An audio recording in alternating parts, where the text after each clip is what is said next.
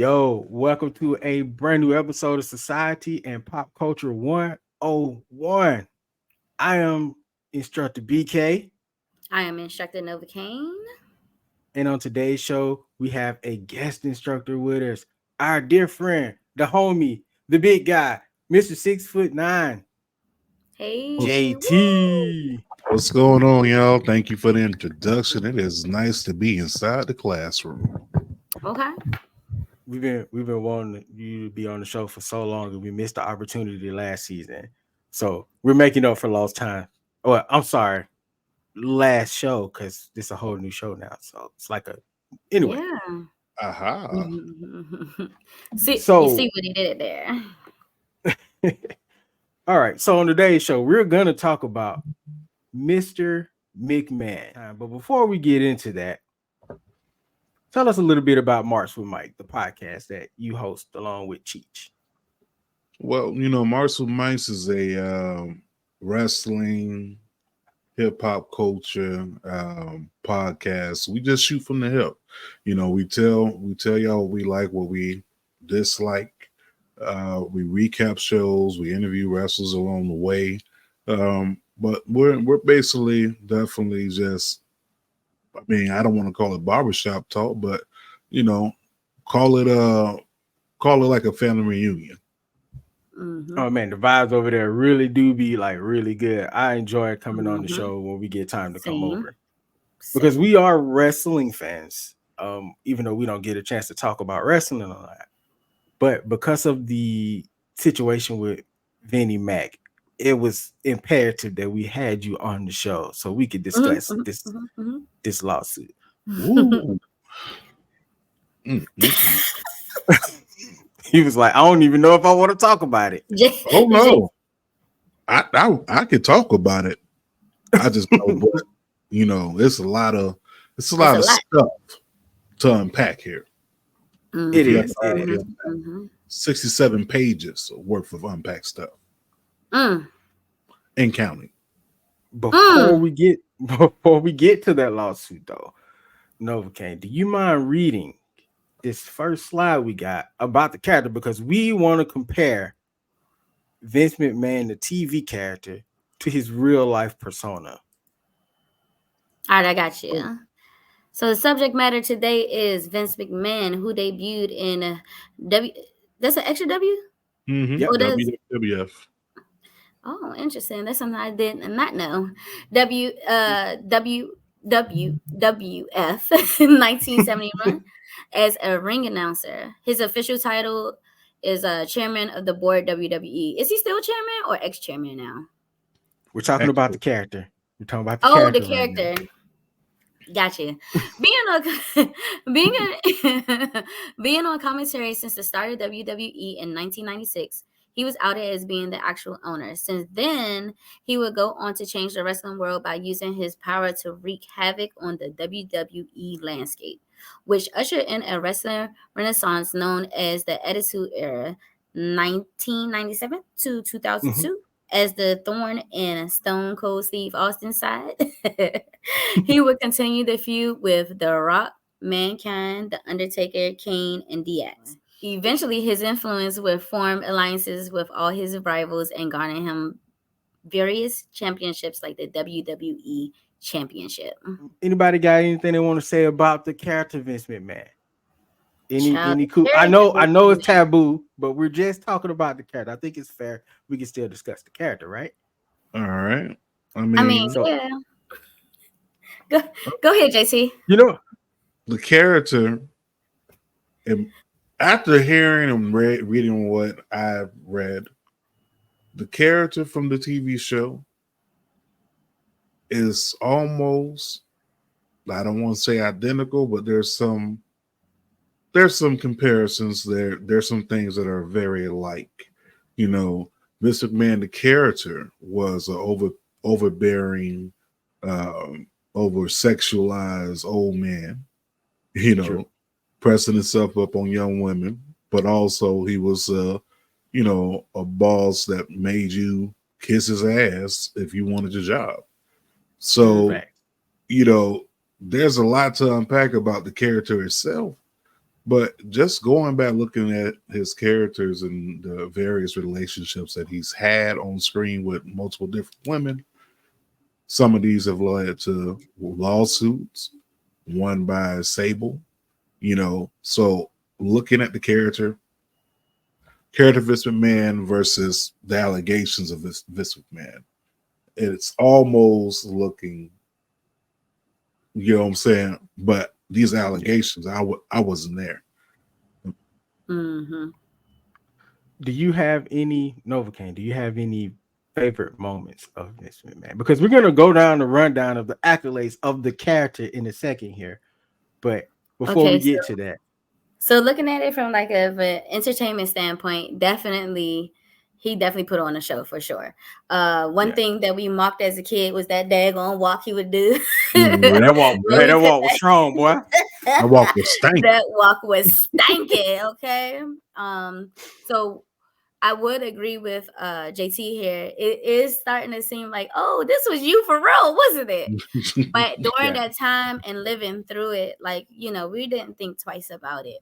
But I would say from during the Attitude Era, if it wasn't, parts of me feels like if it wasn't for Vince McMahon characters, some of the other characters wouldn't be as great as they are. Absolutely not. Absolutely.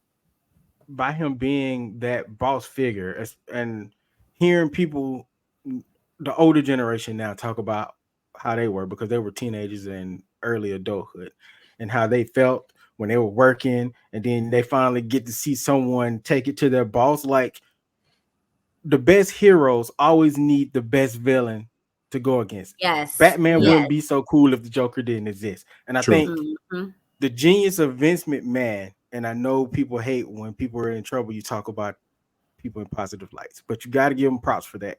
The genius of Vince McMahon, everything he learned, that character was amazing.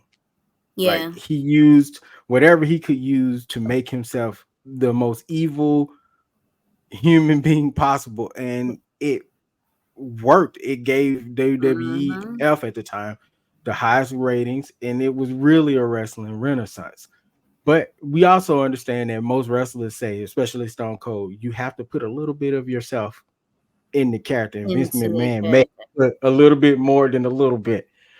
Things the character Vincent Kennedy McMahon has done: became the boss from hell. That's hilarious. Caused Bret Hart to lose his WWE championship by ringing the bell early. Lord. Secretly took over a cult and kidnapped his daughter Stephanie. Dog. All right, pause right there. This storyline. Yeah. The corporate ministry storyline was amazing. It was me, Austin. It was me all along. It was me. I don't never forget how he said Stephanie is pregnant with I think he said like a 8-pound, 7-ounce anteater. I was like, what? What? Who says that about their own daughter? Like, what? Yo, I love that moment. That's my favorite Vince McMahon moment of all time, by the way. The character. Yeah. And then that's another one that kind of make you like, oh, so we see why the daddy-daughter thing just not there. It was a lot of weird daddy-daughter moments in this era. It's too much to name. Trying to figure out what like the best beats to talk about here in this one section compared to all the stuff over like 30-40 years of material here. So I'm just trying to get the best of the best to give us something, some meat, and not give us everything. We only got an hour. I got anyway, you. Go ahead, do your thing. He became WWE champion and the ECW champion. He won the Royal Rumble. Hilarious. Purchased WCW, beating out his son Shane. He said the N-word.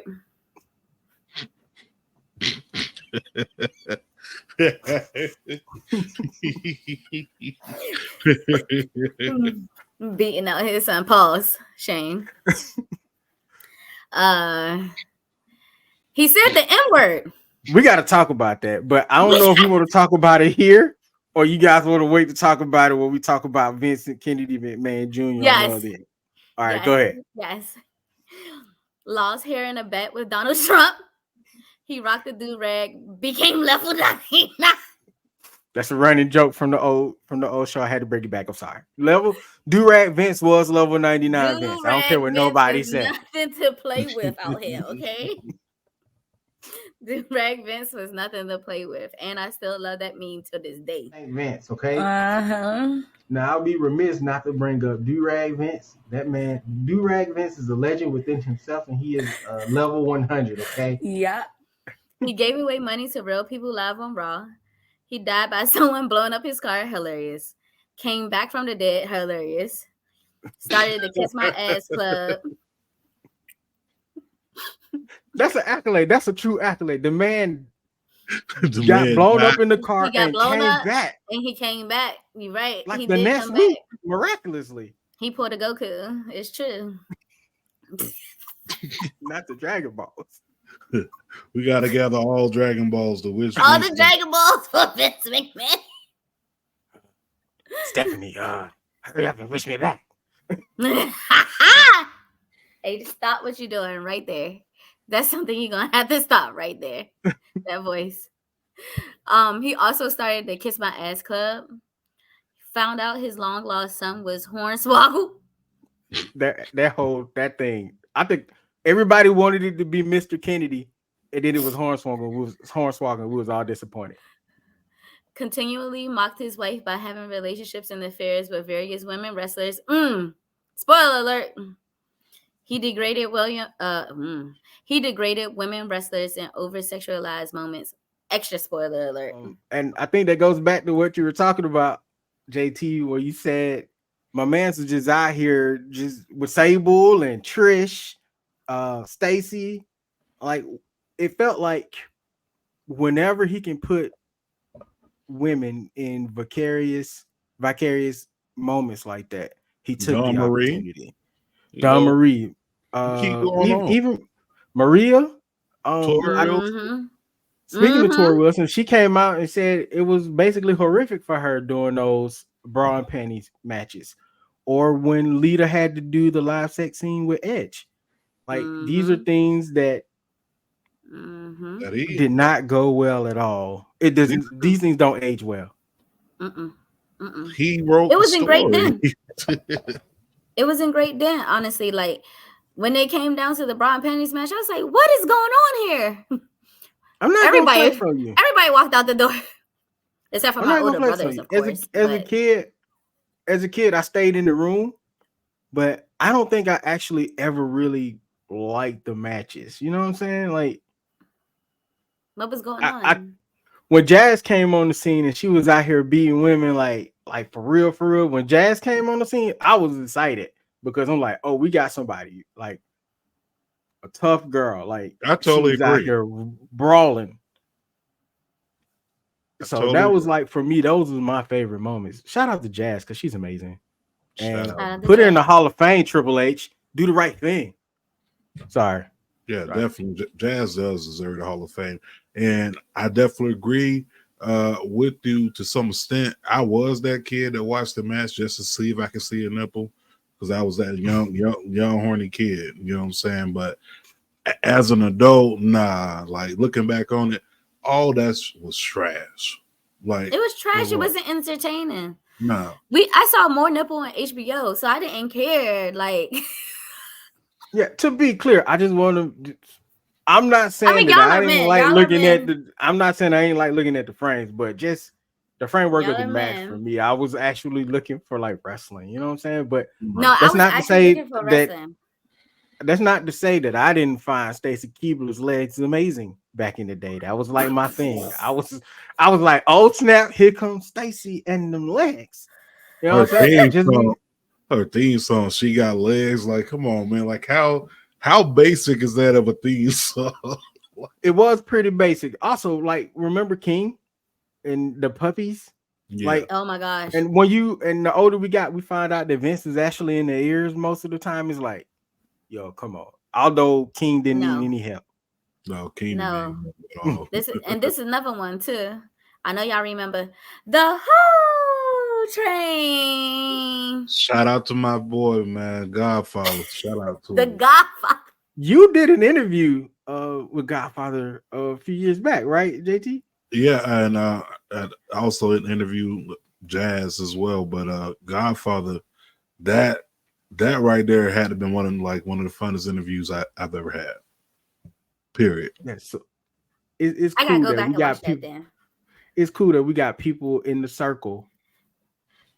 Did y'all talk about the whole train? Yeah, we talked about the whole train. It was Vince's idea. So it was Vince. That's all Vince.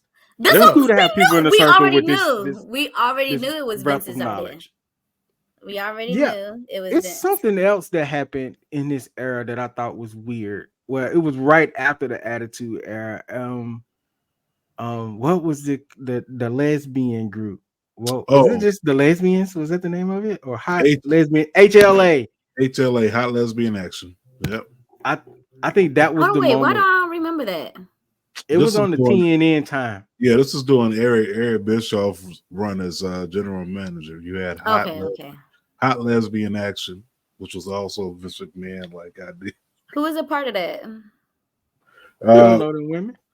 We don't know the women by name. We just know it was a lot of hot lesbian action. Like every Raw, like if I want to say like 2 months straight, it'll just be a segment of just women kissing.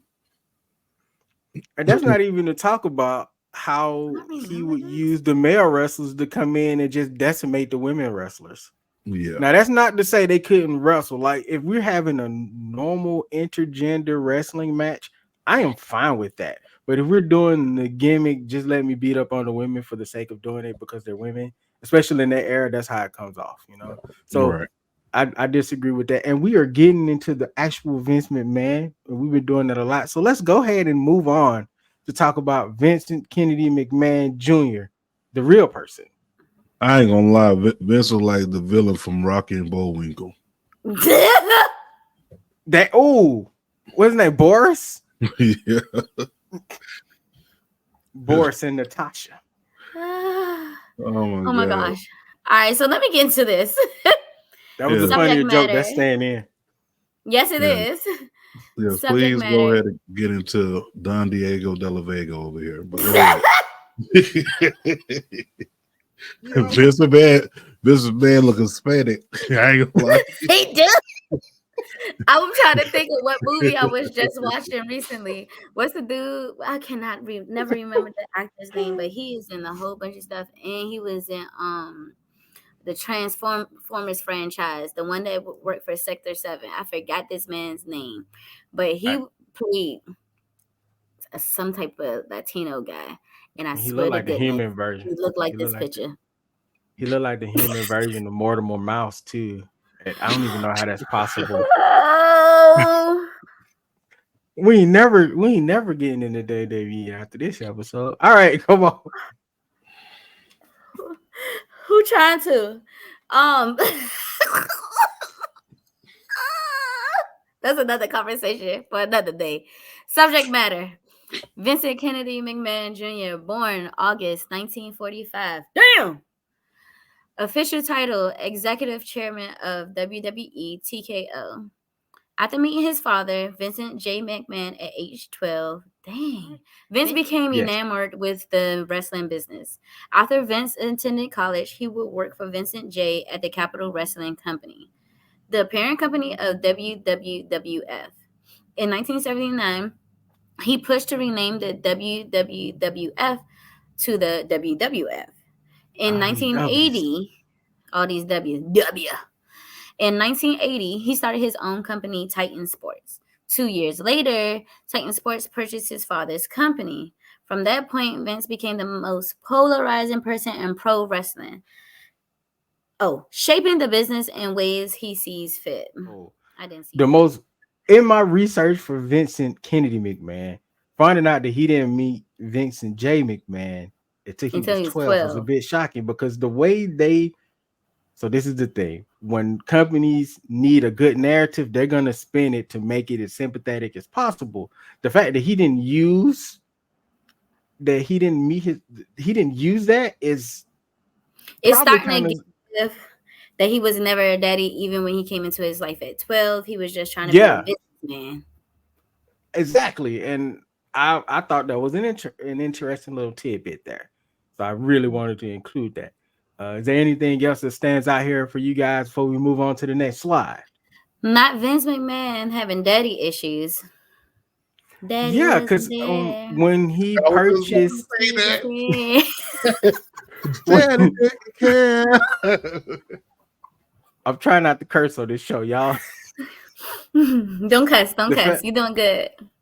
the fact that he waited till his father was on his deathbed to finish purchasing what was the rest of the company is kind of cutthroat. It's a little cutthroat.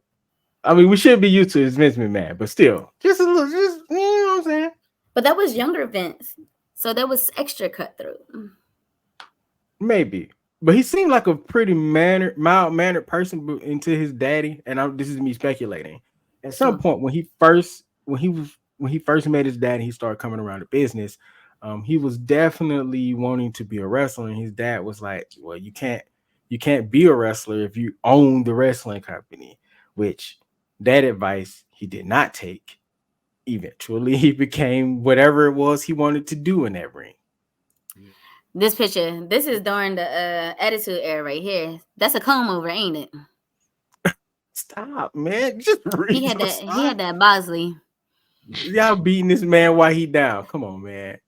I don't care. I'm sorry, just him though. I don't do this on the regular. It's him. Things Vincent Kennedy McMahon Jr. has done: created WWE, created and sold the XFL to The Rock, purchased WCW, ECW, Stampede Wrestling, Maple Leaf Wrestling, Georgia Championship Wrestling. Dang, that's a lot. And then he just merged it all? Or they all... He just kind of used them for their library, right? Yeah, he grabbed their libraries and grabbed their talent along the way too. Yeah, he basically ended the territories. For a long time. They didn't exist.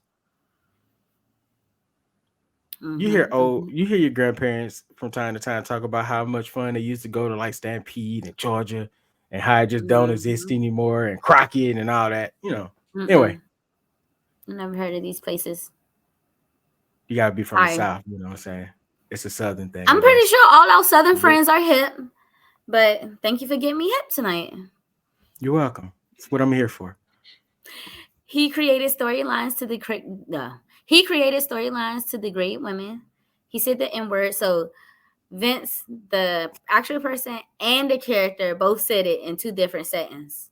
So he it's the same. It's the same N-word, but you know, because when you're a character saying it, it's one thing. Like if Leo DiCaprio said it in the movie, it's like, all right, he's acting in the movie. But given the history of Vince McMahon, it seemed like a little bit more of a... I'm not saying he was racist, but the way he treated black talent and the way black talent never got up, you know.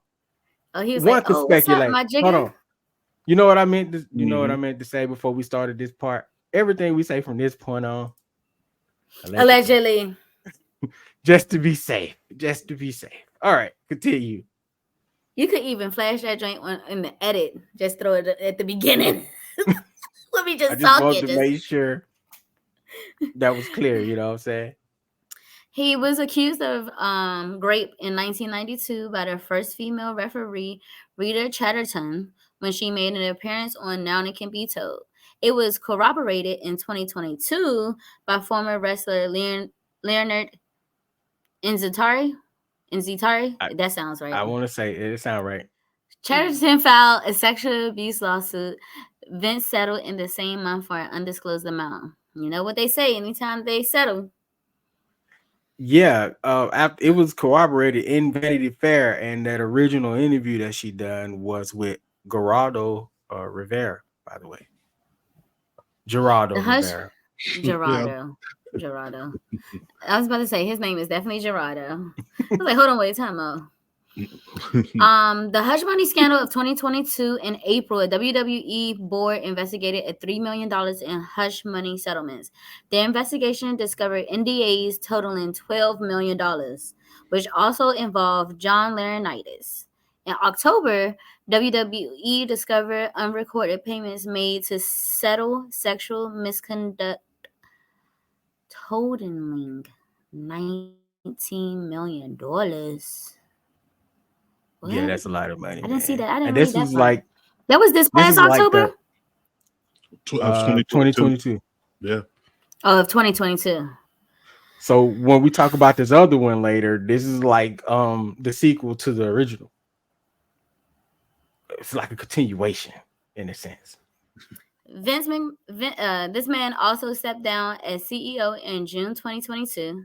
He continued to oversee creative, of course. Retired from July 2022 to December 2022. He helped usher the sale of WWE TKO merger, which was pretty huge actually.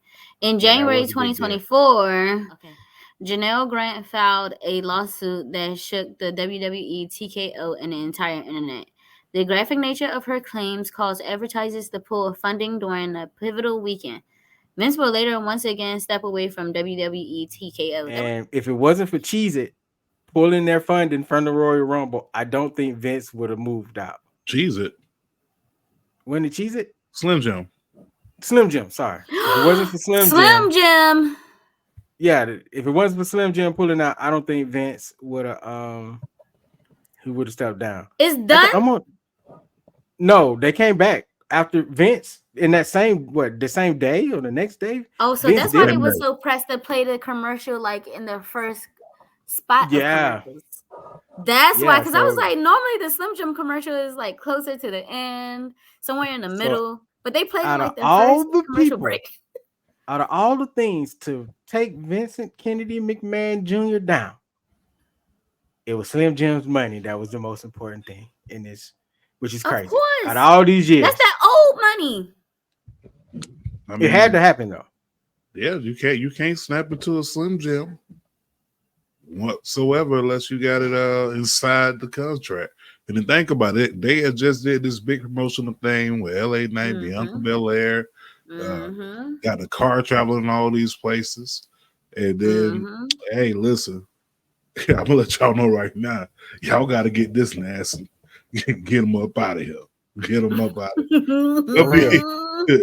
we talk about over the past 2 years, we didn't have to deal with this nasty individual, like, and all of his accusations, and then when you look at that. You look at TKO.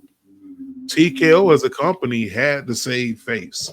You know what I'm saying? Like you're a brand new venture. You know what I'm saying? You're a brand new venture. You just now got created. Your name is on your name's inside the stock exchange. You just upboarded The Rock as a board member. Like you got a lot going on. And then you got this man with these accusations publicly, text messages, okay? And allegedly, him texting this stuff. Now, if you read the text messages, it sounds like a young person is texting because he's writing young people text, like capitalizing the U. Is Scott Steiner coming out? What's going on? Like, my man. Is that Jordan Grace?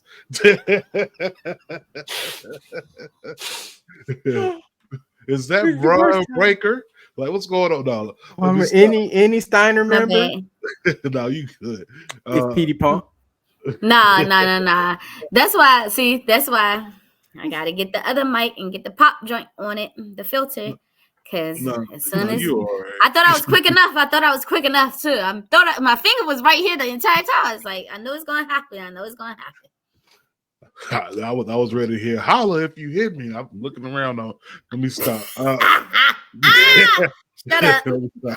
No, but yeah, man. I mean, you got all this going on, and I'm pretty sure the board was looking at all this, looking at all these text messages. You got TMZ picking it up, CNN, MSNBC. This thing has made national news, and I know Wall Street Journal, and I know at this point, you know, they were just sitting there looking at them like, we tired of them. I'm assuming that after it went viral like it did, that had it not gone viral that way, I'm totally not sure that they would have got rid of him because we wouldn't have known. Mm-hmm. But whoever leaked it definitely wanted it to happen. And the timing of it. Yes, you had to make a move with the Royal Rumble right around the corner. Everything was on the line. Money was on the line. The TKO merger was on the line. Like everything, well, not the merger, but just the company. The Netflix deal right around the corner. They had so much positive press coming up, and then all of a sudden, just this train just derailed. I'm gonna tell you who I think leaked it. Y'all want to know who I think leaked it? I'm gonna go and say. Okay, allegedly. I'm gonna tell you who leaked it. Nick Khan. He had the most on the line. Boom. That's my opinion. That's it. That's what you're. That's not the opinion of Society and Pop Culture 101. That is BK's personal opinion. Thank you. It's Nick Khan. Because it could be, for me, it could be almost anybody at this point. For real, the man do seem to have a lot of enemies. Got a lot of enemies. And then, like a couple of weeks before that, his right hand man got boosted out of that. Yeah. Who? Kevin Dunn? Kevin Dunn. It's like the drama just don't stop. It's wild the way it is, and I feel, and I've been listening to a lot of the legends talk about this. I listened to Eric Bischoff podcast talk about this. I listened to Mick Foley have somewhat of an opinion, and Teddy Long, which I really want to talk about Teddy Long because he was like, I'm not gonna get into this, but then went right on ahead and was like, it was probably John Laurinitis' fault. I was like, yo, you just said you didn't have an opinion, my good sir. But they also had past animosities, so my man might be a bit biased on that.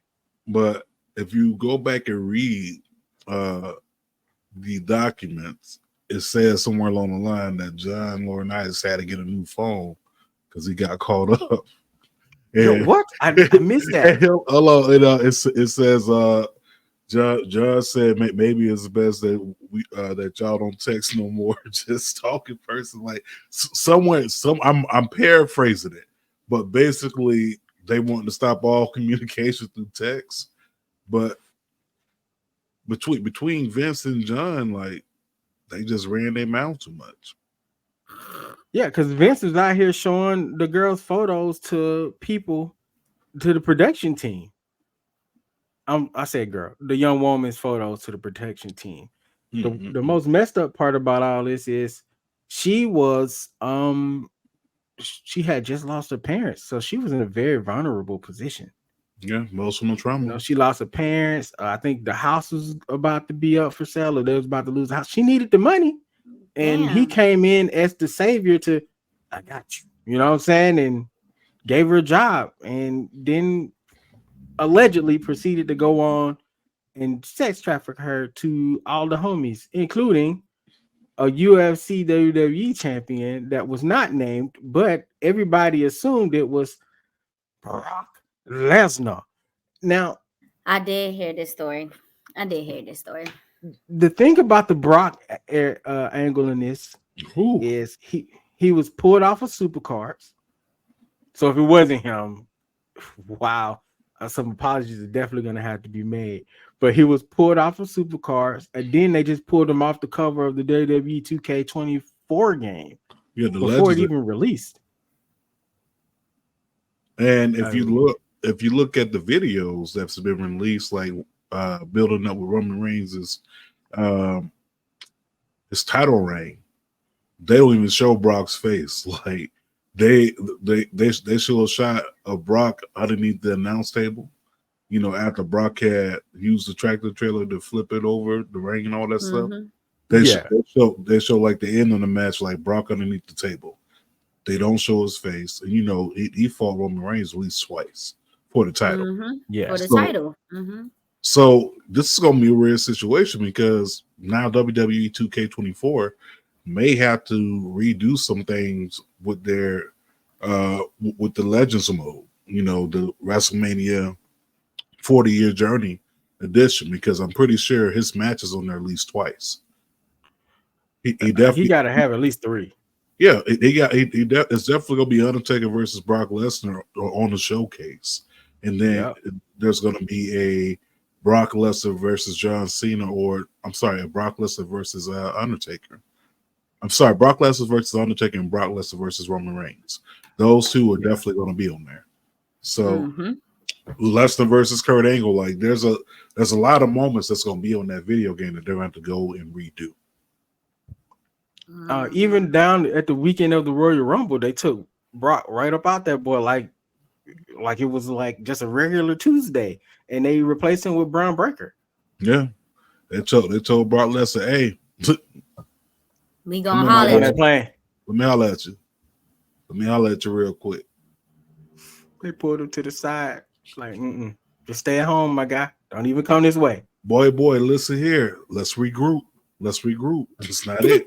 it's this not it, boy. You know, Triple H is like, hey, Brock, listen, I need you to lay low for a couple of days and we'll call you. He ain't calling back, Brock. It's a wrap. Over. Because this man got photos for him to. The photos was to coerce him to sign back with WWE. And now that WWE and UFC have merged, where's Brock gonna go? He might as well stay on this forum at this point. I agree with Eric Bischoff. You might as well stay on the forum, my guy. Yeah, I mean, because if you look at the website, 99% of his merchandise is on sale. They trying selling them. Man, they trying to pack my boy up out of here.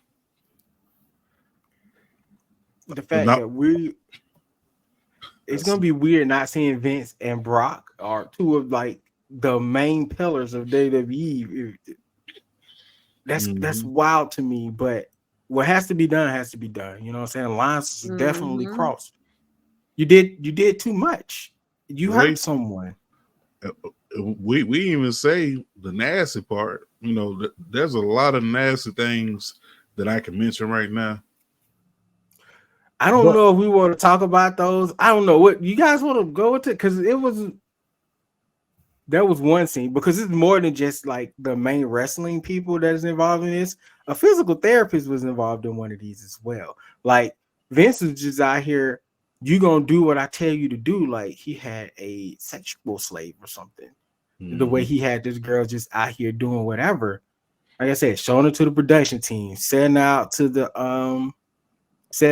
and setting her up with the threesome with the physical therapist. Threesome with John Laurinitis. When you okay. I'm shook. I'm just gonna say it. You can edit it out later. But this guy is a nasty dude. Okay? He allegedly named sex toys, dildos at the wrestlers, black wrestlers, mainly black wrestlers, and some white wrestlers. He also had an obsession with black penises.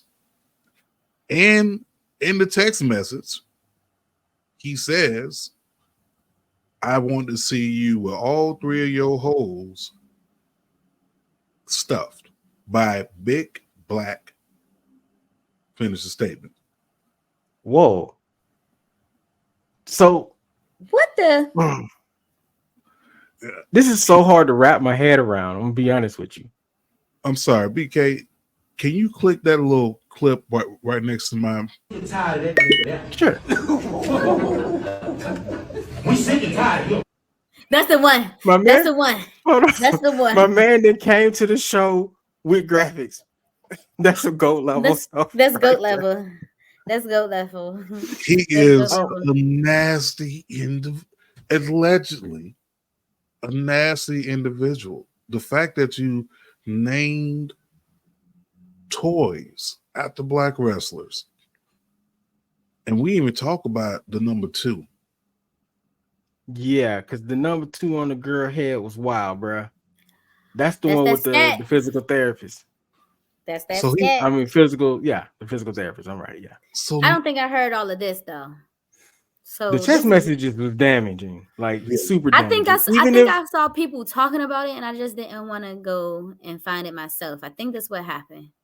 Because this is. Yeah, that's a rabbit hole you don't want to fall into. And that's what I've been doing lately, is staying away from rabbit holes. Let's see. What else are we? Because before we get too far off into talking about all the test matches, because I really don't want to get too deep into that. I'm trying to keep it PG today. We way past that. We PG-13 now. PG-13.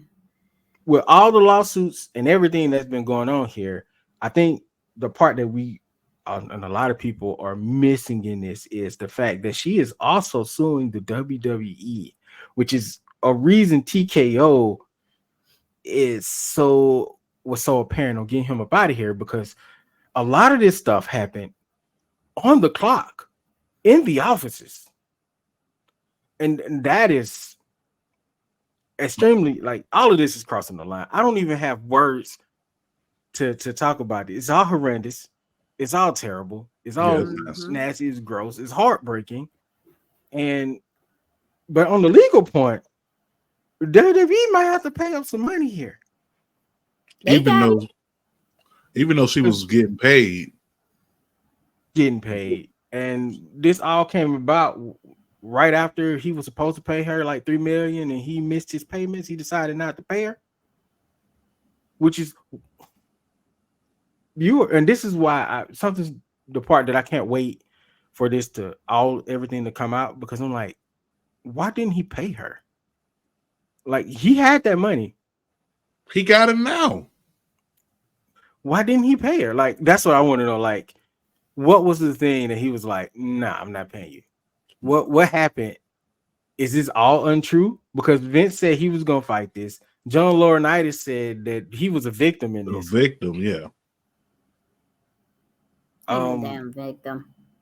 We know there's got to be other people. Kevin Dunn's exit for me, and again, allegedly here, but Kevin Dunn's exit was a little suspicious for me. It just came out of nowhere. Yeah. I didn't think Kevin Dunn was ever leaving, and then all of a sudden Kevin Dunn is retiring. Like, and then 2 weeks later this drops, which means talking about the same Kevin Dunn that produced Total Divas. Yeah, that guy. The same Kevin Dunn that had words to say to Naomi / Trinity about her championship and a few other things. Like, Kevin, we don't like you, bro. So whatever happens, if you involved in this, they're gonna run you through the ground, my guy. The whole internet is coming for Kev. Oh yeah, they're coming for Kev. I think that's pretty much everything, I believe. Yeah. We just waiting on the fact that the FBI raided Vince McMahon's house. So there's more to this than just this lawsuit that Miss Grant is dropping. We're gonna find out some other stuff as well. It's so convoluted. It's so many twists and turns here. The fact that he used the money to those NDAs that he forced to sign, WWE they had no knowledge of him doing that. He did that on his own, gave them their money on his own through the company. Like, you can't do that. It's publicly traded company. Everything is supposed to be on record.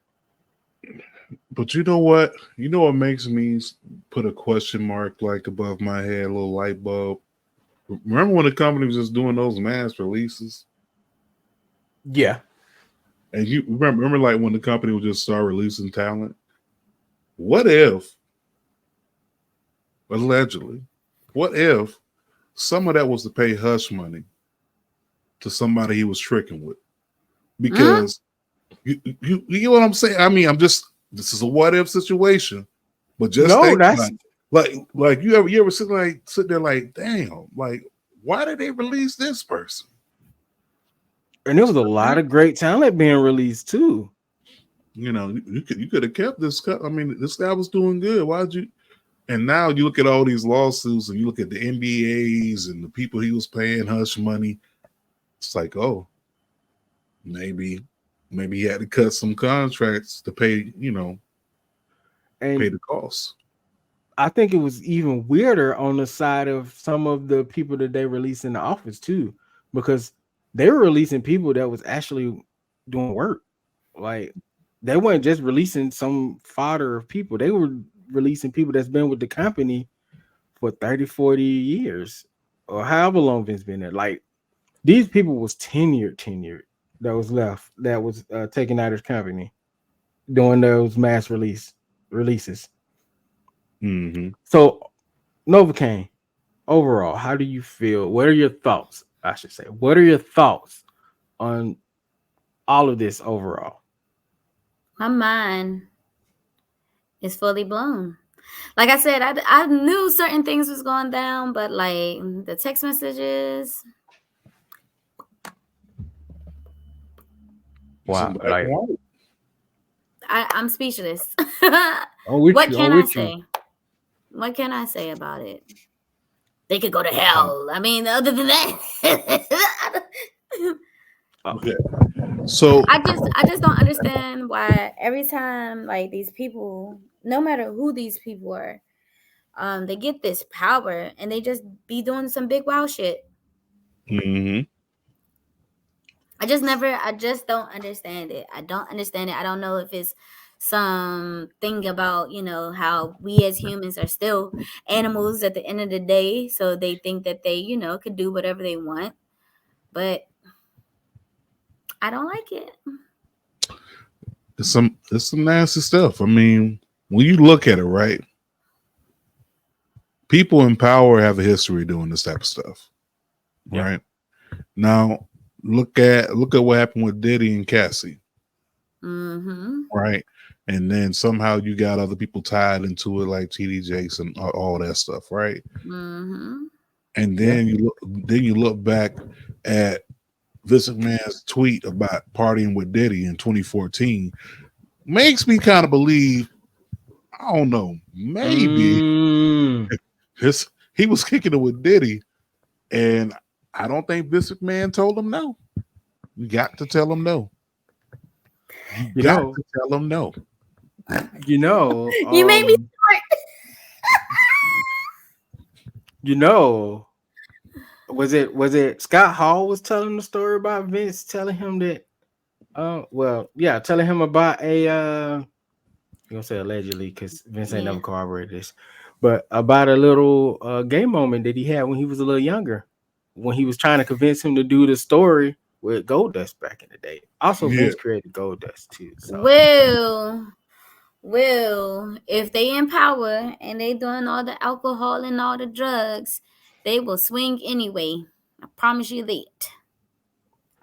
What they say, a spaghetti noodle is straight until they get wet.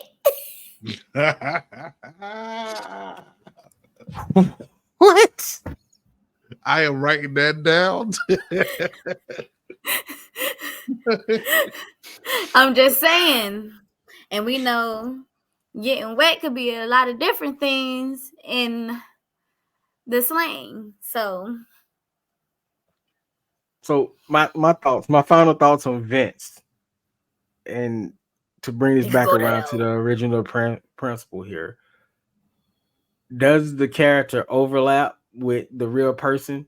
Absolutely, it does. There's a bit of affluence here. I think and I'm no psychologist or anything, but I'm just saying, again, allegedly, this is just my opinion here. There's a bit of the affluence thing. Like you said, these people do the whole Jeffrey Epstein thing and the Diddy thing, the Weinstein stuff. It seems like once you get a certain amount of money, or if you didn't come from that type of money, and then you all of a sudden accumulate that money, your ego gets inflated. But a lot of the stuff that you may have went through on your climb to get to that affects who you are once you get that money. And for Vince, it was starting with his fathers telling him that no, you can't do this. Basically, and trying to get to that company, all the fighting and stuff he had to do, he was working for him for a young age. Before he even worked for him, he had to go to college, get his business degree. He had to build himself up to prove to his dad that he could. It's just me saying, speculating here and fill in the blanks. Probably had to prove to his dad that he belonged. Now, this is a boy, a preteen that didn't have his father until he was 12. there's definitely a power dynamic. Mm-hmm. Look at Yes. how he controlled his company. Look at how he controlled people. Look at the Mm-hmm. contracts after the people were leaving. How long he said, no, you can't work after I release you from my company. I fire you, you can't work for 3 months. Mm-hmm. I get to decide whether or not I want to extend your contract if you get hurt and your contract run out. Everything he's done, while yes, it was to make his company Teflon, there's still a power dynamic that he feels like he has to have that control over people. And I think Mm-hmm. that's the most important part that I think a lot of people are missing.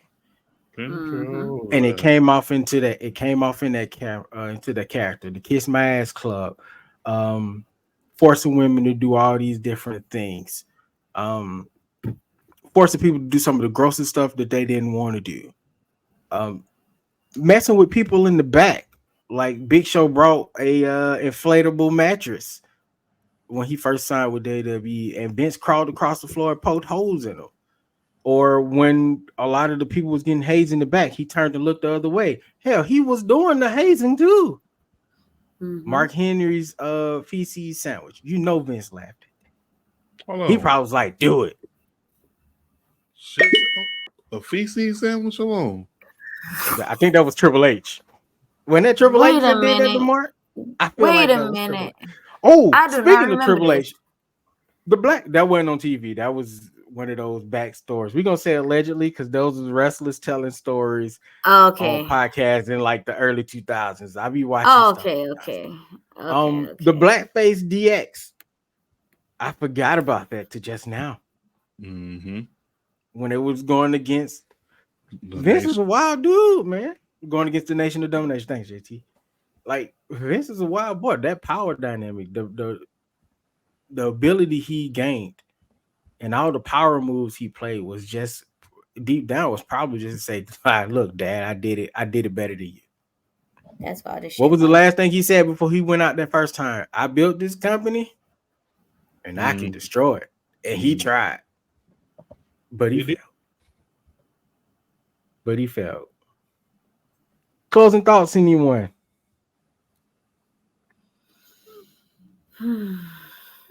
That was my closing thoughts. Don't I'm get done. caught in South Central while drinking your juice in the hood. Don't get caught in Connecticut while drinking your Dom Perignon on the beach. I'm Closing sorry. Connecticut got beaches. I don't know. They No. might no. Are they on the coast? Yes. Do I can't they think. got beaches though? I know New York got beaches, and I feel like Connecticut is right next door. So maybe I'm about to Google it. But what I was gonna say for closing thoughts is that whatever you do out here in this world, no matter what, it's gonna come right back to you, bruh. It Choose definitely did. wisely. Closing thoughts for me is it ain't tricking if you got it, but if you got it, then you tricking. Yes, thank you. I've been saying this for years. My closing thought is I hope that if anybody, whatever they did, and if they are proven to have done the things that they've done, especially to this young lady, I hope the law comes down on them. Same. Drop the hammer. That's my closing thought. Drop it. If Hold it's on. true, drop it. In Connecticut. Connecticut Yeah, there does are have beaches. Yes, it's a lot of them too. Yes. My quote still stands, baby. Shout out to Tilo for being petty, by the way. They The got pettiest of them. 12 beaches They got in that little city. That 12? little state. That little That little state. state. 12. That's not bad. I mean, it's on the coast, so I was like, it's on the coast, so it would make sense. I just I was got thinking it was over. I thought it was somewhere in there. We're on like a above it. 1 minute warning. So let's end this. Oh, We can chatter about the beaches of Connecticut after the recording. okay. First and foremost, I would like to thank you, JT, for coming through as the guest Yes. instructor. My bad, that's the wrong one. Boom, that's the right one. Thank you for coming in as a guest instructor. Definitely enjoyed you Yes. being here. Your insight was incomparable. Glad you were here. Most definitely. Is there Yes. anything you would like to say? People find you and all that good stuff. Yeah, so definitely want to thank y'all for having me come through the classroom. Glad I could be a speaker for the students out there listening. Students, pay attention if you will. You can find this fine podcast the same places you can find this podcast. Whether that be on the Book of Faces, whether that be on YouTube, the Twitter, now known as X, the IG, the TikTok. You can find us on Threads. We don't use probably half of those things that we name, but you could probably most likely find us You gonna on. find us? Yeah, you gonna find us on Twitter, and you gonna find us possibly on IG on story mode. But make sure you definitely following along. Make sure you sharing the content. Make sure you continue to support this show. Support this show. Okay, I say it again. Support this show. Because what they are doing for the culture is going to be immaculate when it's all said and done. Thank y'all for having me. Y'all family at the end of the day. So Yeah. this ain't, this like coming to my cousin's house real quick. Yeah, it is. Oh yeah, There we it definitely is. cousins at this point. This There it kinfolk. Going on, Kinfolk. There it kinfolk. is. What's up, cousin? It is. Cousin. Cousin. Hey man, if he had been in it with us in Vegas, that would have been hilarious too. For sure, man. For sure. All right. So Novacaine, let them know what they need to do for us. Head on over to Apple Podcasts, leave us a 5-star rating. Also head over to Spotify, follow us, like us, and give us a 5-star rating on there. Do me a favor, make sure you cite your sources. That's usually Novacaine's line, but I'm stealing it today. Make sure you cite your sources. I have been instructor BK. I'm instructor Novacaine. That's instructor JT. And we're going to catch y'all on the flip side. Stay in school and don't do drugs.